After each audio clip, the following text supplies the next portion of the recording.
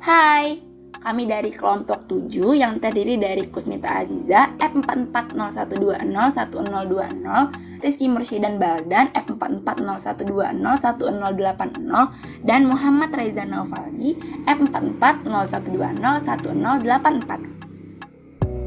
Pembangunan infrastruktur memberikan peranan yang sangat penting untuk memacu pertumbuhan ekonomi, baik di tingkat nasional maupun daerah.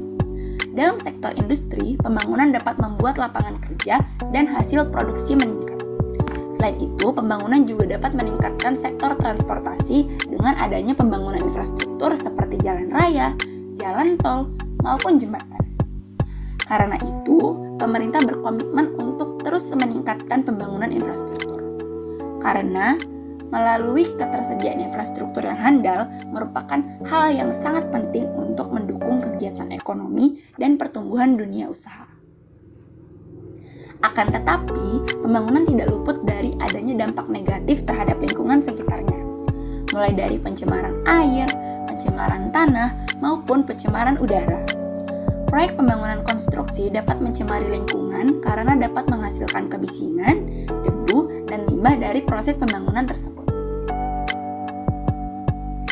Selama fase konstruksi infrastruktur, mesin-mesin berat dan peralatan konstruksi menghasilkan debu dan polutan udara lainnya. Aktivitas ini dapat menyebabkan gangguan debu dan partikel di udara yang akhirnya berkontribusi pada peningkatan polusi udara lokal. Penggunaan energi seperti batu bara, minyak bumi akan menghasilkan emisi gas rumah kaca yang besar dan meningkatkan polutan lainnya di atmosfer. Selain peningkatan polusi udara, pembangunan proyek konstruksi juga meningkatkan polusi air karena limbah konstruksi dan penggunaan bahan kimia di dalamnya yang dibuang ke badan air secara cuma-cuma. Hal ini dapat merusak kualitas air dan mengancam kehidupan di ekosistem air. Selain kegiatan yang bisa mencemari polusi udara dan polusi air, kegiatan-kegiatan seperti penggalian, pembuangan limbah konstruksi ke dalam tanah, dan penggunaan bahan kimia dapat menyebabkan kerusakan pada tanah. Hal ini dapat merusak ekosistem dan mengurangi kualitas tanah dengan menurunnya pH dan hal-hal lainnya yang merusak tanah.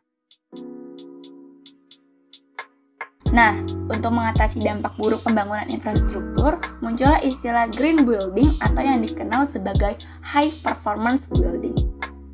Konsep ini merupakan praktik dalam menciptakan infrastruktur dengan menggunakan proses yang bertanggung jawab terhadap lingkungan dan efisiensi sumber daya melalui building life cycle, mulai dari desain, proses konstruksi, operasi, perawatan, renovasi, dan dekonstruksi.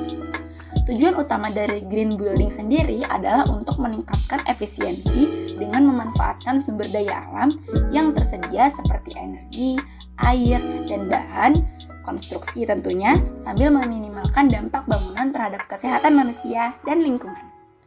Sekian, kapan-kapan lagi.